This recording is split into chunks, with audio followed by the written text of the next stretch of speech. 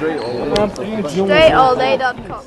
You're now tuned into the show where you learn the discipline to show up day after day to do the work, the confidence to put yourself out there boldly and authentically, and the mental toughness to continue showing up, doing the work, putting yourself out there, even when the success you've expected to achieve has yet to be achieved. And on top of all this, you get a huge dose of personal initiative. That is the go-getter energy that moves any one of us, including yourself, to go and make things happen instead of waiting for things to happen. And then we put all this together into a series of frameworks, approaches, insights, strategies, and techniques all underneath the umbrella of one unified philosophy that is called Work on Your Game. My name is Dre Baldwin, also known as Dre All Day, and welcome to the show. And today's topic is why debate culture is useless. Yes, debate culture. All of you are familiar with debate culture. If you didn't know that you were familiar with it, I'm going to tell you what it is. You've seen this a lot these days on social media. You'll see clips of these alleged quote unquote debates where two people who have clearly conflicting views on certain subjects come together, whether it is two prominent people who are both known with audiences, or it's one person who's prominent with an audience, and then they will welcome a bunch of randoms to come and quote unquote debate against them on a certain subject. And this is very entertaining material, depending on what entertains you. I can see how it can be entertaining. I've consumed a few of these. I don't find them very great, which is the reason why today's topic is today's topic. But I can understand the entertainment value for people who are just looking for something that either pushes them deeper into whatever they already believe, or they're just looking for something to laugh about, which is pretty much what these debates, quote unquote, do. You see this in every space these days, and every topic is growing more popular. So, for example, in the sports world, you get shows like First Take. You got the Stephen A. Smiths of the world. You have Skip Baylesses of the world. And what do? They get on TV and they debate on certain subjects. For those of you who don't know, these TV shows like the sports ones, they have production meetings. And in their production meetings, on every network they do this. In the production meeting, they say, all right, here's the topic we're going to talk about here today. The producers throw it out there. This is the topic we're going to talk about today. And then they go around the people who are going to be on the show and they say, all right, what's your position on this? And they'll say something like, hey, LeBron James is really under pressure. And then the other person, they got to take an opposite opinion. Oh, no, LeBron James is not under pressure. As a matter of fact, this other guy, his teammate, is under pressure, or the coach is under pressure. Or you know what, LeBron's not under pressure because he's already great and it doesn't matter if this doesn't happen at all. That's what the third guy got to say. So they all already know what position they have carved out, whether they actually believe it or not. This is part of the plan. They produce it this way. So it's not like you never watch one of these shows and someone brings up an opinion and then other people say, you know what, yeah, I agree with that. All right, let's move on to the next topic. It doesn't happen. Why? Because it's planned that they're going to argue. All right, it's a planned argument. In case any of you thought that this was natural, it is not natural. It is not organic. All of this shit is fake. It's TV. It's the WWF just with suits on. All right, that's what it is. So you see this in politics as well. It'll bring people on a panel, and it'll be CNN will have a panel, and they'll invite some conservatives and they'll invite some liberals, and the host is there to basically try to gaslight the conservatives because CNN is a liberal-leaning network. The host is on there to gaslight the conservatives and then to get the liberals to try to pile on. And the whole point is to create argument between the two sides. And then they take clips out of that and they put it on social media. That's the whole business model. That's it. And why they put it on social media? Why is that a business model? Because it gets you paying attention. And attention can lead to clicks. Clicks are because of attention. Attention can lead to selling to advertisers, and that's how they get money. All right, that's the business model. So you see this in politics. You see it in reality TV shows. Notice on reality TV shows, it's never just a bunch of people calmly getting along and having fun the way most people operate in normal life. Notice that there's always an argument and a fight, and this bitch doesn't like this bitch, and these guys are fighting, and this happened, and somebody left the toilet seat up, and there's always something happening, right? Whenever the cameras are on, it just seems to be something happening. All of this shit is scripted, okay? And even podcasts these days, you get people debating things about music. Oh, this rapper is better than this rapper, and no, this is wrong, and that's wrong, and this is what it means on the culture. All of this shit is TV. All right, that's what it is, made for TV. All of this is about setting people up to argue against each other and debate on topics, all for the entertainment benefit of the audience. And again, I understand how this could actually be fun. I actually personally like debating subjects, but I like to debate in a certain way with certain types of people. I'm going to explain that in my points here today. I'm not that much into entertainment myself. I'm not really an entertainment guy. I don't watch reality TV.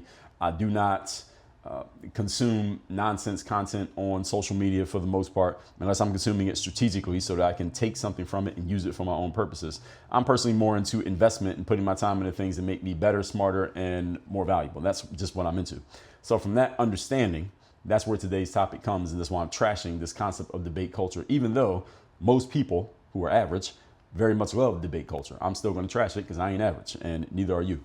Point number one. Today's topic, once again, is why debate culture is useless. Number one, debates in, let's say, a place like school, the debate team. I can't remember who I was talking to.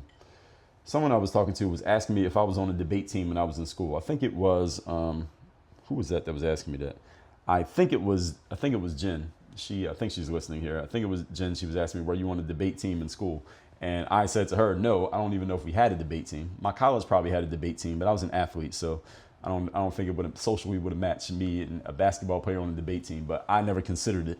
Don't know if we had one, but we probably had one. I never considered it. And in high school, I'm not sure we had one. But anyway, debates in school, for example, there's an actual program to debating. There's an actual process to debating. And the process about debating in school is about actually winning the debate. This is the only place where a debate should be about winning is in school. Who won the debate? Because then those debates are scored on what? The quality of your argument, how well you formulate your argument, how well you state your case, even if you are required to argue a case or a position that you don't even agree with. See, that's quality debating, is that you get thrown let's say you're heavily on the Democratic side personally, and you got to argue in favor of the Republicans, and you're good at putting your argument together. That's how you win points in a debate. And it's not necessarily because you actually believe it. Again, you're arguing something that you don't even believe. But that's actual debate skill that you have to have, because it takes real skill to argue something that you don't believe and do it convincingly. It's not just about over talking your opponent or beating them to the punch or beating them to the word or getting some viral social media moment, which is what most debate culture nonsense is about. Debates that people have today, you get people arguing about who won the debate, which means nobody's there to learn. Nobody's there to inform. People are just there to beat their opponents. There was a conversation on Joe Rogan podcast where he had a guy named Dave Smith. Dave is a comedian who also has some views on social topics, and Dave is pretty articulate. He's pretty good at making his points.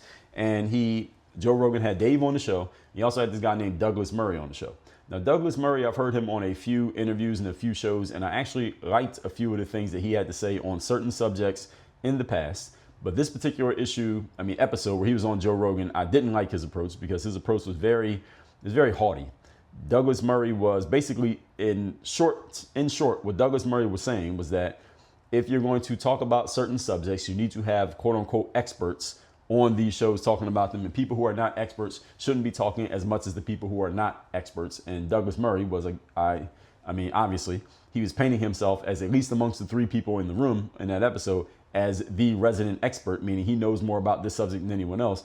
He was trying to preemptively shut down any arguments against him by saying, I'm an expert and you're not. So he was creating this frame that because I'm an expert and you're not an expert, whatever I say matters a lot more than whatever you say. And then he was shutting down any concept of there even being a real discussion there. And then they went on and had a discussion anyway, which basically became a debate.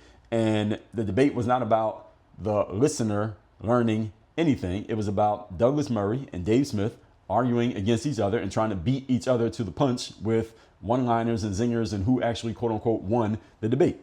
And in the days after that episode came out, because I listened to it maybe a day or two after it came out, people are all on social media basically arguing about who won the debate. And Dave Smith was on social media kind of having follow-up conversation with viewers about how that conversation went. And people were coming to the conclusion, well, Dave won or Douglas won based on whatever they already felt. See, that's not real debate. That's just people trying to beat each other. That's just people trying to beat each other to the punch or get the social media clip or discredit the other person. That's all that is. It's not actual debate. That's an argument. And it's fine to argue. I like arguing. But if we're going to call it a debate, then the debate is supposed to, on one level, if we're doing a scholastic debate, then we have objective rules. Now, in online world where there are no objective rules, then the debate should be about an exchange of ideas where people can actually learn something. Is that happening? I don't think so. That's not what I see. Are y'all seeing it? I don't see that. I see people trying to beat each other with talking points and trying to get viral moments that they can clip out and post to their TikTok, which makes great entertainment. Okay, so the entertainment aspect of this, I get it. If I was running a company that posts this stuff, I'd say, yeah, do more of that because that works. But if you're not watching debates for entertainment and you're just cheering on your side so that they can make a point and slam dunk on the person on the other side so you can put it on social media, then by all means, what we have today is perfect for you. All right, keep watching. All right, it's all there. This is what they're designed for. They're not designed to teach or to help anybody learn anything new. And I'm going to tell you how that could actually happen. Because if they were, then any of the best debaters out there, they could argue the opposite opinion from the one that they believe. And then we would see some real conversation happening. Then people can learn things and get real context. If they did it that way, they wouldn't need somebody to fight back. They actually wouldn't even need anybody to fight back against. They just argue both sides of their own conversation, like you hear me do here all the time. I will tell you, here's how I feel about this. I might tell you up front, I might not. And I'll say, okay, here's the pros to this. Here's some cons to this. Here's where I see people saying positive things and I agree. Here's where I see people saying negative things and I understand. And someone who is a critical thinker can do that without having a counterpart. What they should do is take two people who have very strong opinions on a subject, and they should force them. Joe Rogan should do this. Y'all can pass this to Joe as a free idea. Is get two people with strong opinions on a subject, opposing each other, and make each one of them argue the other side's opinion the whole conversation. They have to pretend as if they have the opposite opinion and argue it against each other. Now that would be interesting because it'd be interesting to see if either one of them had the ability to do it. And emotionally, I would guess most of these people calling themselves experts, they don't have the emotional, they cannot disassociate emotionally long enough or strong enough to make solid arguments against their own position, their own emotional position, which means they're unqualified to be arguing any position, as far as I'm concerned. If you're going to argue any position, you should be able to argue the opposite of what you actually feel. If you can't do that, you're not qualified. And a lot of people you see debating these days, they're not qualified. That's the reason why they shouldn't be doing it. So the best debaters out there can give you every side. Point number 2. Today's topic, once again, is why debate culture is useless. Number 2, debates these days are all about the gotcha, as I explained. That's what we call the gotcha. When you try to slam dunk on somebody and then you take that clip and you put the 2-minute clip on the internet and you tell everybody you won because of that 2-minute clip, even though it was a 2-hour conversation. That's the gotcha. That's the one-liner or the zinger that you can post online and make you the winner of your supporters and of your audience. And does anybody actually learn anything? No. Does anybody care? No. It's all about, oh, my side is winning. These are fun. They get lots of engagement, but who's being informed or made better through this? The answer is nobody. This is entertainment, which means it's sucking your time and attention away and giving you nothing back in exchange. That's a loss for the consumer. That's the reason why I'm calling it useless. It's trash. That's a loss for the consumer. You're giving your time and attention away and getting nothing of value to take with you except maybe a laugh, or you by proxy are celebrating because you won, because your person won the argument, allegedly. Again, this is great entertainment. Entertainment only enriches the people who create the entertainment. It's not enriching the people who consume it. That's the thing you need to understand about entertainment. It enriches the creators. It does not enrich the consumers. It makes you more poor. It's taking money out of your pocket because it's taking your resources, your attention, your focus, and your energy. That makes this a waste of time for the consumer. Yours is looking for the side that you're cheering for to get a gotcha over the other person. You're not there to have your mind changed. You're not there to learn anything new. Combine this with the fact that most people are not interested in the full context of anything, nor are they willing to invest in getting the full context of anything. Another reason why we're in the midst of an ongoing information war. You can see why this stuff is so popular. Most people would rather have the bite-sized, quick thing than get the full context of anything. Because full context requires thinking and time. The debates you see on social media and TV these days are no different than you see videos of people fist fighting at the airport or at the mall. All it is people doing it with words instead of fists. It's the same thing. It's the same level of communication, same level of discourse. When it comes to what works on social media, you can make anything look or sound like anything. If you take the proper clip out of the proper context, you can make anything look however you want it to look. Trust me, I've had people do it to me. You can make somebody look crazy who's not crazy. You can make somebody look like a genius who's an idiot. If you take things out of context in the right way and you frame it properly, tell people what's happening and then let them see it or hear it and they'll believe it, especially if it tethers to their emotions. It's the way it works. Now, over the years, again, I've had people do it to me. I've gotten better at properly framing what I want to say to make it harder for it to be done to me. But trust me, if an army of people wanted to make me look as bad as possible, they could even use the stuff that I've done a great job on and make me look crazy if they wanted to. All they got to do is just cut it up in the right way. Anybody can have it done to them. There's no way to stop this if that's what somebody's aiming to do. I'm saying that to say this. Most of the things that you hear that you call debates are really things that are taken out of context that if you got the full context, they're not nearly as sensational as they look when you only get 90 seconds of it. If you got the whole 2-hour conversation, that 90 seconds doesn't really stand out. But it stands out when you take it out of context because it can be framed in any way that the framer wants to frame it. And things that are not sensational, however, they don't draw as many clicks. Therefore, they don't make as much money. Therefore, people don't invest in them. They don't invest in making them because unsensational things are not going to draw the masses of people. And if you want to make money off the masses, you got to give the masses what they want, which is entertainment, not information. Point number 3. Today's topic, once again, is why debate culture is useless and trash. Number 3. Here's how an actual debate should happen. Because I get people asking me if I would debate somebody when I'm doing I'll talk about that in a second. If I would have somebody come up in my stream and debate me when I'm doing my live streams on TikTok, I get people asking me that all the time. Here's how an actual debate should occur. First of all, it needs to be between honest dealers. What is an honest dealer?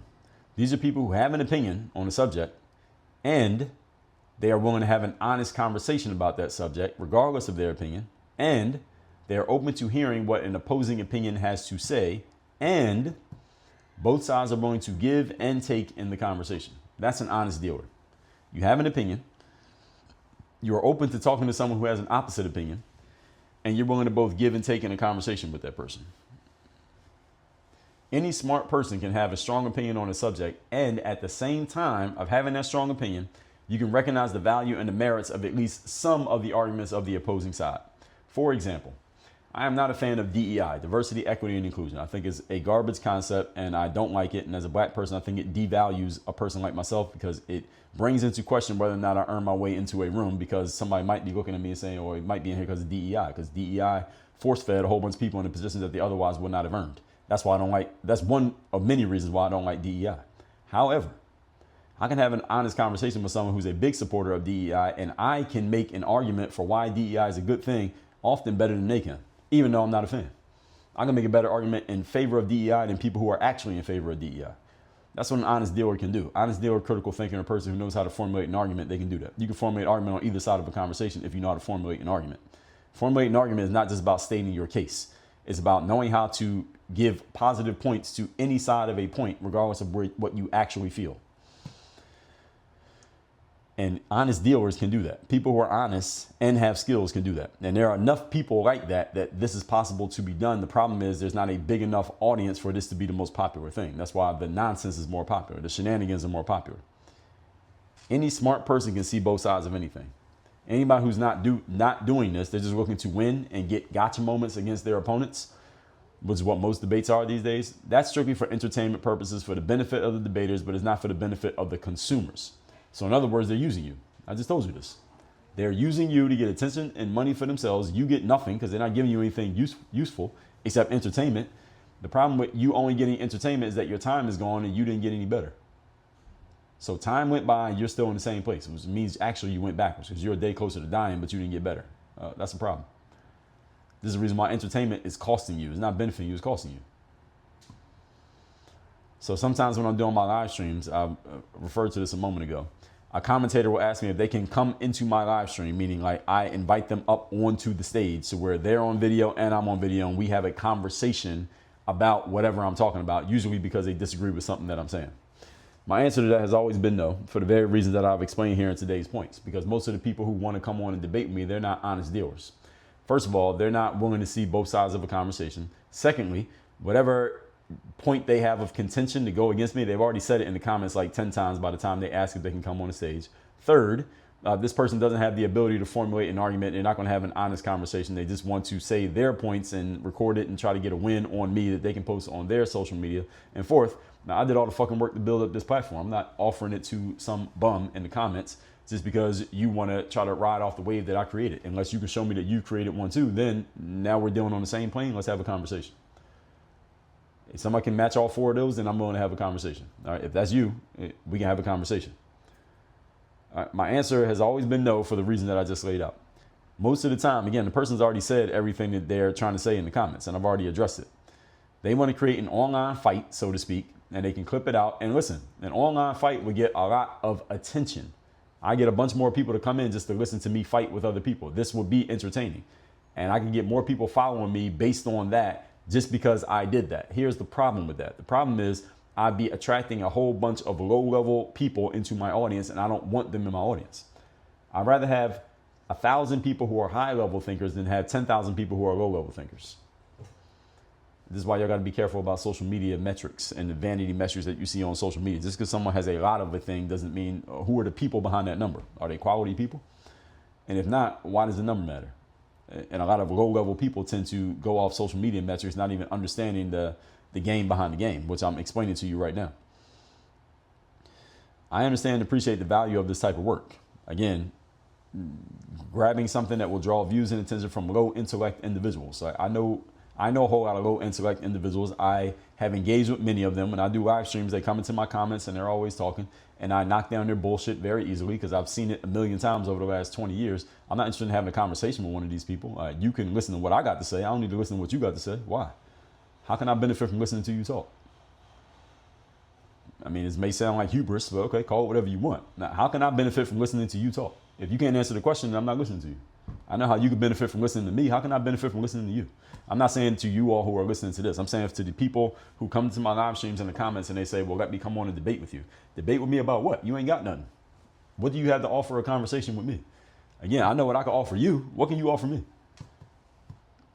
And if you can't answer that question, hell no, we can't debate.